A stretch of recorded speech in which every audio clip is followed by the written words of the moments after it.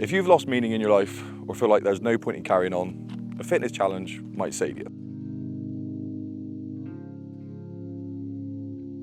Something like a life-changing event, either the death of a loved one, a breakup, or you lose your job, you are kind of torn and put into chaos. So in this moment, you're going to question what the meaning of your life is, because what you thought you were aiming at and the life you thought you were going to have and the direction of your whole entire life is now changed.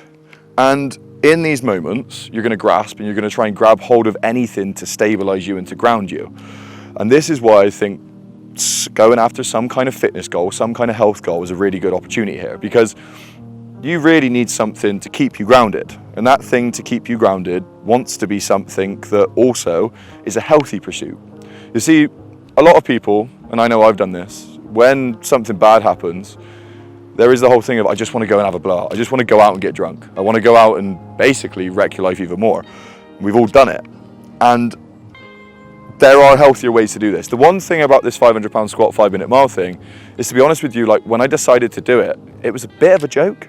And I say that because I kind of half mentioned doing it, and yeah, I want to do this thing. But the reality was just, I was looking for something to throw myself into.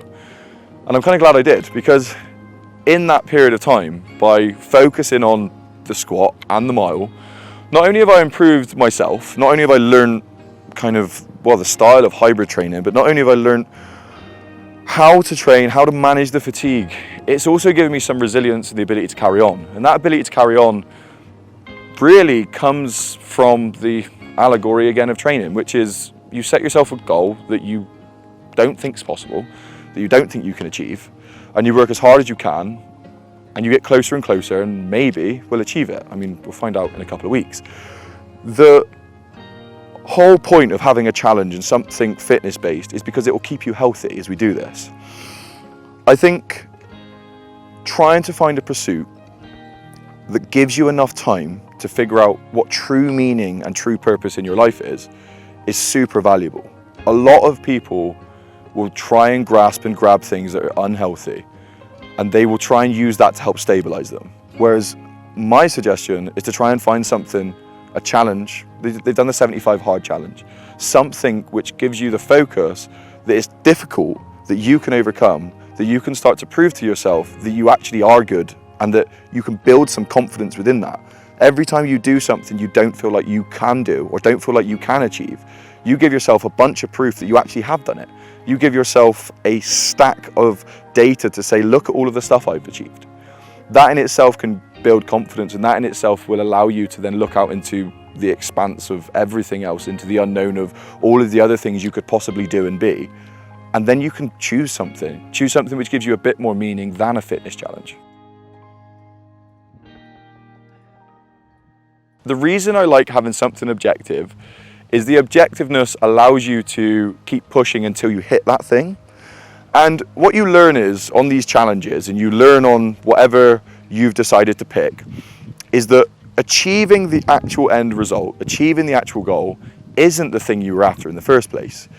It's to build yourself up into the person who could achieve something like that. The reason we want it to be tangible, the reason we want to be able to measure it, the reason we want to be able to understand if we've achieved it or not, is because as you go through life, the majority of life is either yes, you've achieved it, or no, you haven't. It's a very clear black and white for a lot of things. And learning that failure is actually okay is something that you can learn very easily through a fitness pursuit. Like when I decided to take on the 500-pound squat 5-minute mile, I said this in the last video, I thought there would be thousands of people who have achieved it, and there was 2. And that's quite scary. And that makes me doubt whether I can do it or not. But whether or not I actually achieve the goal, learning the lessons of how hard something is to really try and put the effort in to achieve it, that builds up skill and character within me. And then comes to the point of, say in 4 weeks' time, when I do the test, I fail it. By the time the video comes out, I've probably already done it. But say that time comes and I failed the test. That teaches me how to deal with failure, and that teaches me that you could put in, for me since April, so almost 24 weeks of training, and not actually achieve the goal you were after in the first place. I think that in itself is a lesson that you can learn to then go, well, what could I change and what could I do to improve it on the next one? Because if you think about any life disasters that you go through, because life is going to be up and down, you're going to get to a point where the life that you thought you wanted, again, which is why you're probably watching this video, hasn't gone the way you wanted it to go. And that in itself can feel like the biggest failure, which is why you're currently in chaos. But through a fitness challenge, you can learn that there is some resilience in losing and failing and then doing what you need to do to overcome it the next time. Changing what you need to change and learning what you need to learn to be able to improve. So the next time you come up against a similar thing, say you've gone through a tough breakup or say you've got fired from your job, you can learn a lesson there. And that lesson that you need to learn in order to get better, in order for that thing to never happen again, is something which is going to take a lot of self-reflection, a lot of self-work, and a lot of the ability to just accept that you didn't do it. You didn't get it right and you failed. And that's okay. Life is failure over and over and over again until you die. And every now and again, you get a win. But if life is failure over and over and over again, what the hell is the point? What are we doing this all for? We're doing it because we need to learn the lessons. We need to learn the lessons and we need to build who we are as a person. It doesn't matter what you achieve in the end. It all matters about who you became and how you helped other people. So pick a goal that's tangible, that you can measure, that you can fail at, and learn that failure is okay.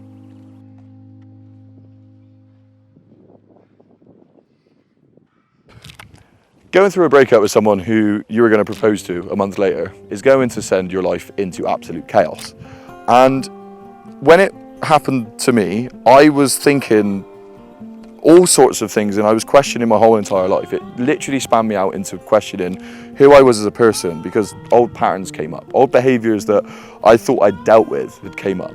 It sent me into a state of questioning what the whole point of the last 5 years was.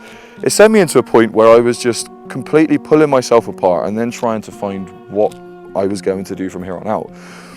One of the realizations I had in all of this time was something that I thought I knew and that I needed this lesson to teach me that I obviously didn't know it.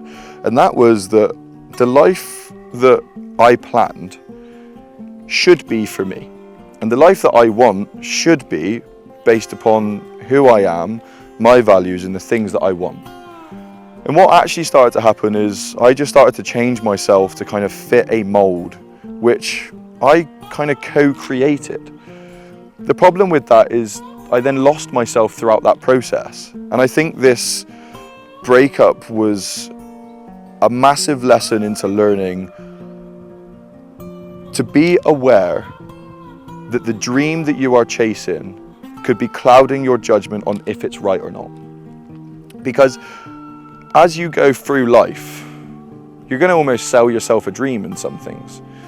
I think as you grow up, I know when I was a kid, it was, I want one girlfriend for the rest of my life, forever. And that's it. I wanted the whole, you stay together from school and you get married and you have kids and it's all of that. That was the life journey I had. And every girlfriend since the first one, I had the same thought process go through. But then you're actually falling in love with the idea of the thing rather than the person itself, or rather than trying to create a relationship which is built in compatibility, in companionship, in love, in shared values. You don't think of it like that because you're actually married to the idea of marriage. This whole breakdown, this whole breakup really tested me. And I know that without having something to put my effort in, to get me up off the floor when I didn't want to get up, to pull me to the track when I didn't want to come down here, to get me to start working towards something which actually is meaningful and which is important, I think without a fitness challenge, I don't think I would have probably made it this far. I certainly wouldn't have made it this far in a healthy manner. Yes, I've done some things where I've gone out on nights out and I've kind of, oh, I really want to go get drunk. Done all of the same things that probably you're going through right now. But the difference is I've always had the question, do I want to do that because I know tomorrow I've got to run? Do I want to do that because I know tomorrow I've got to squat? And it kind of just keeps me in that healthier place And throughout that time, it's allowed me to find true purpose and true meaning, which I shared in the last video. And that is trying to help people more than I ever have before, because I have more time than I ever have before.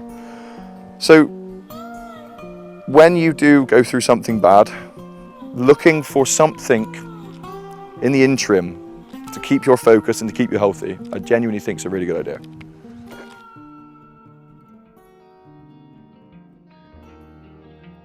So you've now picked your fitness pursuit. You know what you're going to go after, you know what you're going to chase.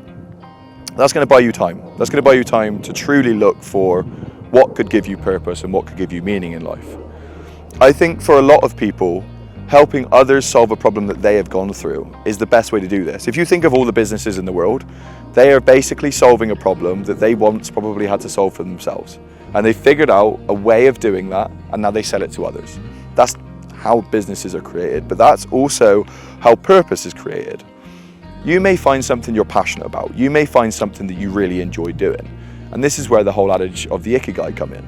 And that is something that you are passionate about, something that you're good at, and something that you can get paid for. That's how you create a thing which gives you soul purpose and soul meaning.